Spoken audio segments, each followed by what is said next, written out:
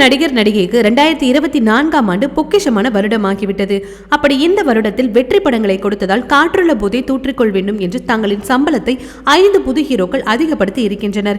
இதனால் தயாரிப்பாளர்கள் விழி பிதுங்கி நின்றாலும் இந்த ஹீரோக்களின் படங்களின் மீதான எதிர்பார்ப்பு ரசிகர்களிடம் அதிகமாகவே இருக்கிறது.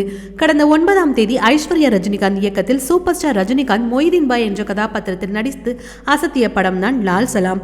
இந்த படத்தில் ரஜினியுடன் விஷ்ணு விஷால், விக்ராந்த் இருவரும் முக்கியமான கதாபாத்திரத்தில் நடித்தனர். இந்த படத்திற்கு ரசிகர்களின் மத்தியில் நல்ல வரவேற்பு கிடைத்ததால் விஷ்ணு விஷால் மற்றும் விக்ராந்த் இருவரும் தங்கள் சம்பளத்தை அடுத்த படத்தில் டபுள் மடங்கு உயர்த்திவிட்டனர்.